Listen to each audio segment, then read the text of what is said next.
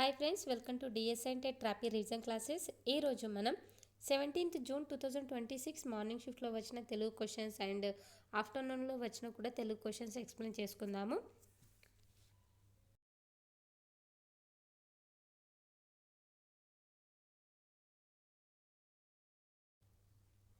First question పద్యం ఇచ్చారు. కొరగాని కొడుకు పుట్టిన పద్యంలోని ఫస్ట్ క్వశ్చన్. ఈ పద్యంలోని సంబోధన అంటే ఏమిటి? సంబోధన అంటే సుమతి. పద్యంలో ఏ శతకం? సుమతి. కాబట్టి సంబోధన అంటే సుమతి. క్రింది పద్యంలో చివర అనే అర్థంలో వాడబడిన పదం ఏది? చివర. చివర అంటే ఏంటి? లాస్ట్. ఆ లాస్ట్ని పద్యంలో ఏమని మెన్షన్ చేశారంటే తుద. మొదలు తుద. తుద అంటే ఏంటి? లాస్ట్. మొదలు అంటే ఫస్ట్, అపోజిట్ వర్డ్. పద్యంలో చివర అనే అర్థంలో వాడబడిన పదం ఏంటంటే తుద. Third question. క్రింది వాటిలో ఏ పదం రెండు పదాల కలయికతో ఉంది? రెండు పదాల కలయికతో ఉన్న పదం ఏంటంటే తీపెల్ల. తీపెల్ల. Next question. ఈ పద్యం ప్రకారం వెన్ను వలన కలిగే పరిణామమేమి? వెన్ను వలన కలిగే పరిణామం ఏంటంటే చెరకు తీపి చెడుతుంది అనేది ఈ వెన్ను వలన కలిగే పరిణామం. నెక్స్ట్ గద్యానికి సంబంధించి క్వశ్చన్స్. ఈ గద్యం ప్రకారం పరిపాలన చేస్తున్న వారెవరు? ఇది గణపతి దేవునికి సంబంధించి పద్యం. గణపతి దేవుడు చాలా శక్తి సంపన్నుడు. రాజ్యపాలన చేసిన రోజులు సామంతులుగా అణిగిమణిగి ఉన్నారు. ఇది మొత్తం గణపతి దేవునికి సంబంధించి క్వశ్చన్ కాబట్టి ఆన్సర్స్ అందులో ఉంటాయి. గద్యం ప్రకారం పరిపాలన చేస్తుంది ఎవరు? గణపతి దేవుడు. రుద్రమదేవి పట్టాభిషేకానికి కారణం ఏమిటి? రాజవృద్ధాప్యం ఉండడం వల్ల రుద్రమదేవికి పట్టాభిషేకం చేశారు. Next question. ఎవరి పరిపాలనలో సామంతులు అణిగిమణిగి ఉన్నారు? గణపతి దేవుని పరిపాలనలో అణిగిమణిగి ఉన్నారు. నెక్స్ట్ భయం భక్తి అనేవి ఎవరికి ఉంటాయి? భయం భక్తి అనేవి ప్రజలకు ఉంటాయి, రాజుల పట్ల. సంధ్య అనే పదానికి ప్రకృతి పదం ఏంటి? సంధ్య అనేది ఏంటి? సంధ్య. ఇది మనం చాలాసార్లు చదివాము. టెక్స్ట్ బుక్లో ఉన్న క్వశ్చనే. సంధ్య అంటే సంధ్య. Next question. ద్రవ్యాదులను ధరించినది అనే ఉత్పత్తి కలిగిన పదం ఏది? ద్రవ్యాదులను కలిగినది ఏంటి? ద్రవ్యాదుల కలిగినది ఏంటిది? భూమి, వసుధ. ఆన్సర్ ఏంటి? వసుధ. అడవికి రాజు హరిత్తు. ఈ వాక్యంలో హరిత్తు అనగానేమి? ఇక్కడ మనకు అడవికి రాజు అనగానే మనకు ఆన్సర్ తెలిసి ఉండాలి. అడవికి రాజు ఎవరు? సింహం. హరిత్తు అంటే ఏంటి? సింహం.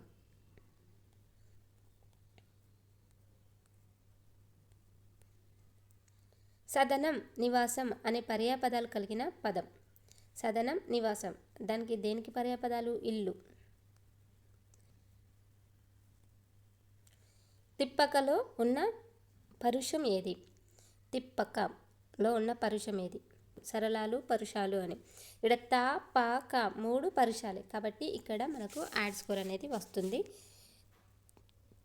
ఫస్ట్ ఆప్షన్ పెట్టినా, సెకండ్ ఆప్షన్ పెట్టినా, ఫోర్త్ ఆప్షన్ పెట్టినా మనకు మార్క్స్ వస్తాయి. ఒక థర్డ్ ఆప్షన్ పెడితే మార్క్స్ రావు.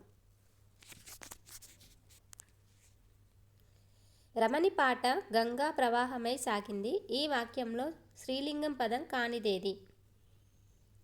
రమణి పాట గంగా ప్రవాహమై సాగింది. వాక్యంలో స్త్రీలింగ పదం కానిది అట. కానిది అన్నారు కాబట్టి ఇక్కడ రమణి స్త్రీలింగమే, గంగా స్త్రీలింగమే. ఓకే. సాగింది అంటే అది వేరే పదం అవుతుంది. పాట అనేది స్త్రీలింగం కాదు కాబట్టి ఆన్సర్ ఇస్ పాట. స్త్రీలింగ పదం కానిది పాట. Next question.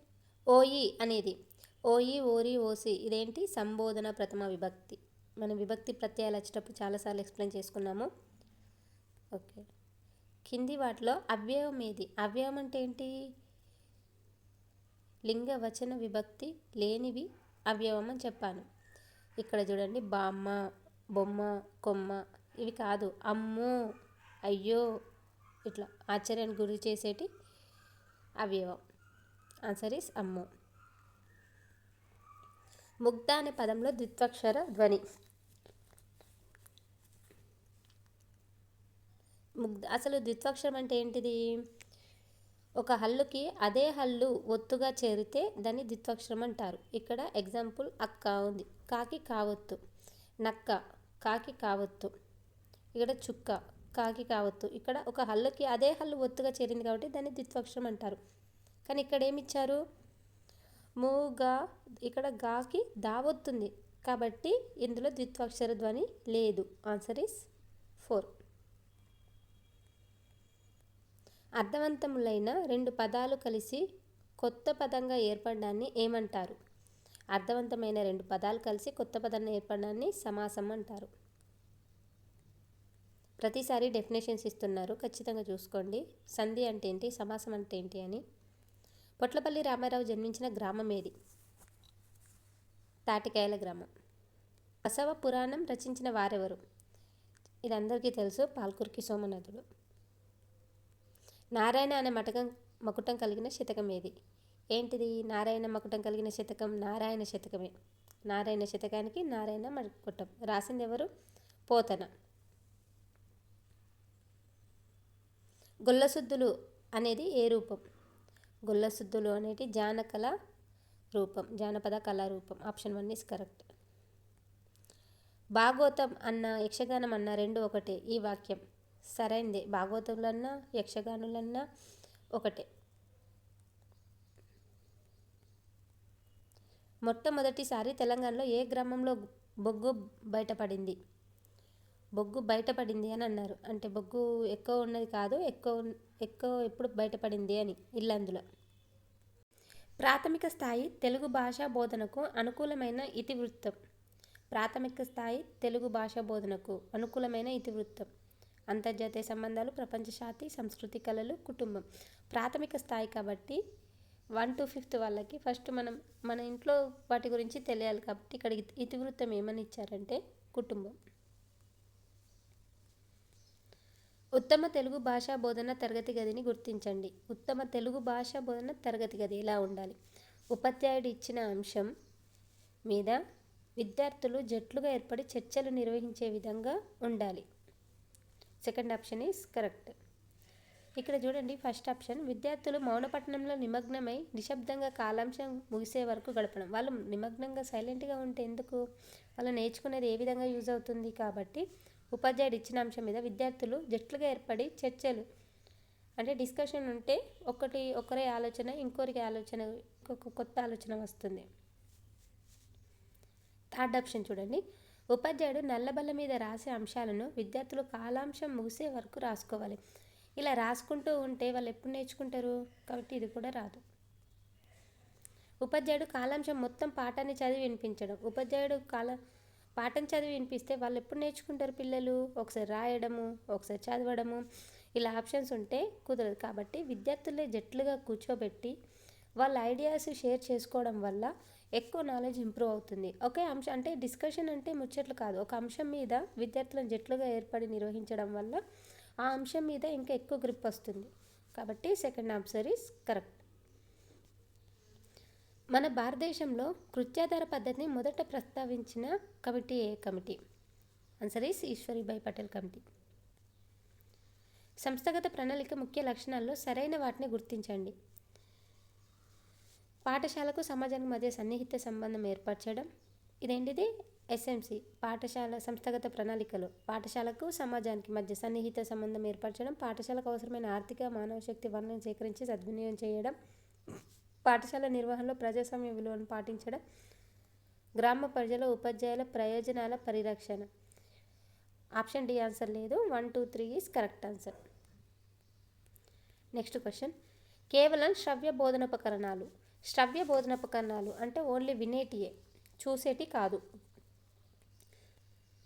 Radio, tape record. Radio, tape record only వినడం మాత్రమే. ఇక రేడియో, కంప్యూటర్ ఉంది. కంప్యూటర్ అనేది మనం చూస్తాం కాబట్టి కాదు. ఎల్ఈడి ప్రొజెక్టర్స్ ఉన్నాయి, చూస్తాం కాదు. ఓన్లీ రేడియో, టేప్ రికార్డ్ మాత్రమే వింటాము. కాబట్టి answer is radio, tape record. Last question, బహుళైచ్ఛిక ప్రశ్నలు పరిమితులలో సరైన వాటిని గుర్తించుము. బహుళైచ్ఛిక ప్రశ్నల పరిమితిలో ఇక్కడ ఆప్షన్స్ నైపుణ్యాలు, వినియోగం, భావ ప్రకటనలకు తావుండదు, బహుళక్షిక ప్రశ్నలు పరిమితిలో సరైనవి గుర్తించము. సరైనవి గుర్తించమంటున్నారు. ఇక్కడ నైపుణ్యాలకి వినియోగంకి భావ ప్రకటనకి తావు ఉండదు అని అంటున్నారు. కాబట్టి రాంగ్. ఊహించి జవాబులు ఎంపిక చేసే అవకాశం అస్సలే ఉండదు. బహుళైచ్ఛిక ప్రశ్నలు అంటేనే జవాబులు అక్కడ ఆల్రెడీ ఇస్తారు, మనం చెప్పడం మాత్రమే. కాబట్టి ఊహించి ఎంపిక చేసే ఉండదంటే రాంగ్. కాపీ చేయడానికి వీలుంది.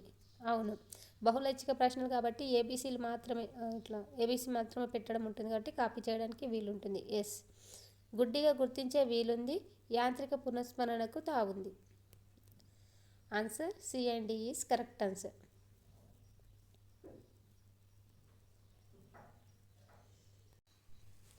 ఆఫ్టర్నూన్ సెక్షన్లో వచ్చిన తెలుగు క్వశ్చన్స్. పద్యం, బంధుర పద్యం. బంధుర సద్గుణజ్ఞుడు దేనిని తలచాడు? దుస్సంధిని. సద్గుణాజ్ఞుడు అన్యులకు ఏం చేయాలనుకుంటాడు? హితం. హితం అంటే మంచి. రాపిడితో తరిగిపోయేది ఏది? రాపిడితో తరిగిపోయేది గంధపు చెక్క. గంధపు చెక్క తన పరిమళంతో ఎవరికి ఆనందం కలిగిస్తుంది? గంధపు చెక్క తన పరిమళంతో శరీరులకు ఆనందాన్ని కలిగిస్తుంది. నెక్స్ట్ గద్యం. గద్యం సంబంధించి క్వశ్చన్స్. ఆంధ్ర నాటక పితామహుడు ఎవరు?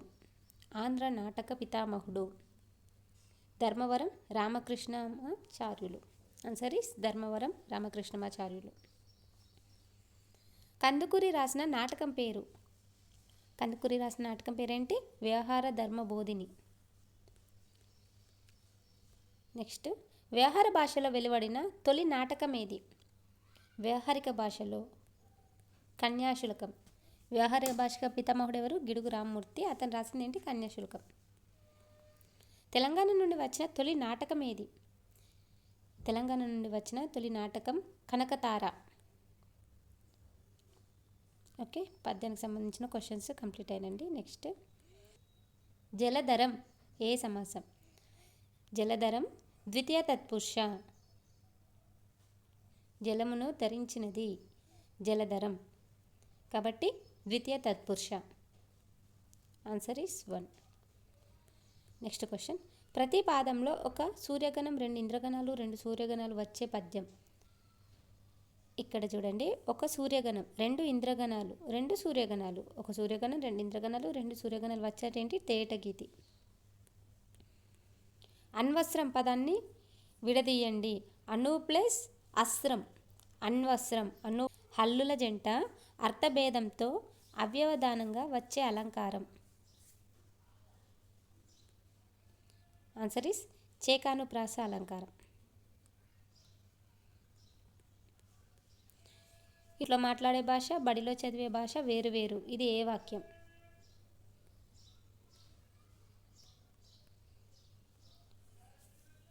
ఆన్సర్ ఈస్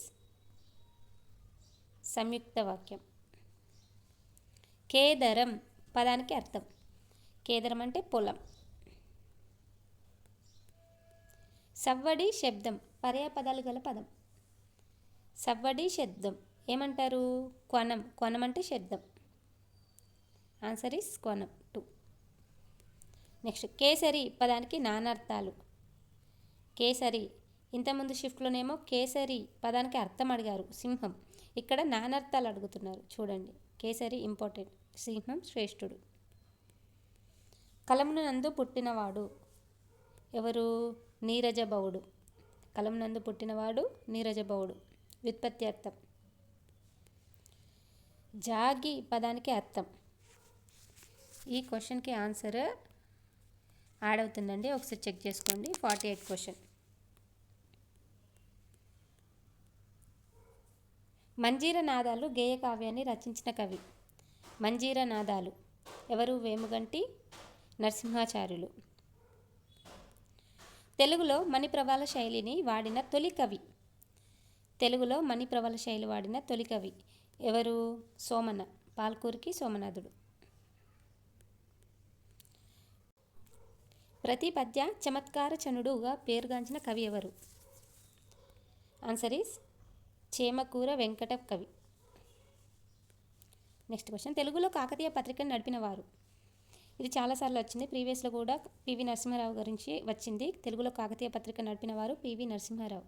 ముందు అతని కలం పేరు కూడా ఇచ్చారు, అతని కలం పేరు జయ విజయ. కాకతీయ పత్రిక నడిపిన వారు పివి నరసింహారావు. నెక్స్ట్ క్వశ్చన్, ఉద్దండ లీల ఉభయ వాక్రౌపిడి కవిత లక్షణాలు గల కవి. ఆన్సర్ ఈ శ్రీనాథుడు. సిటీ లైఫ్ పేరుతో అలిశెట్టి ప్రభాకర్ రాసిన మినీ కవితలు ఏ నగరంపై రాసినవి? హైదరాబాద్. భాషా సామర్థ్యాల సాధనలో పాఠ్యపుస్తకం. భాషా సామర్థ్యాల సాధనలో పాఠ్యపుస్తకం ఒక సహాయకారి మాత్రమే. Answer is first option. నిర్మాణాత్మక మూల్యాంకనం లక్షణం కానిది. నిర్మాణాత్మక మూల్యాంకనం లక్షణం కానిది. నిర్మాణాత్మక మూల్యాంకనం అంటే ఫార్మేటివ్ అసెస్మెంట్. దీని యొక్క లక్షణం కానిది అంటే చూద్దాం.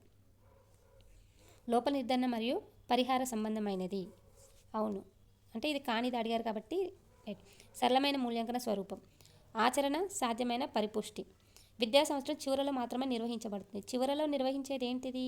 ఎస్ఏ అంటే సమ్మేటివ్ అసెస్మెంట్. కాబట్టి ఇది రాంగ్ ఆన్సర్. మనకి రాంగ్ అయినది అడిగారు కాబట్టి ఆప్షన్ 4 ఈజ్ కరెక్ట్. ఇది విద్యా సంవత్సరం చివరిలో కాదు, ఒక సంవత్సరంలో 4 సార్లు నిర్వహిస్తారు. FA1, FA2, FA3, FA4. జూలైలో, ఆగస్టులో, ఆ విధంగా 2 మంత్స్కి ఒకసారి.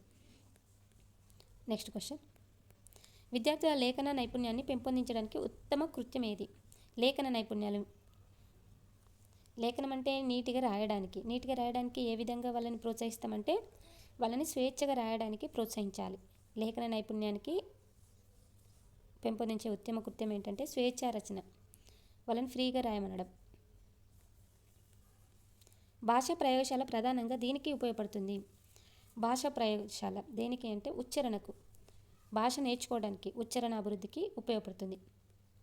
తరగతి గదిలో భాషోపాధ్యాయుని అత్యంత ముఖ్యమైన పాత్ర ఏది? భాషోపాధ్యాయుని ముఖ్యమైన పాత్ర.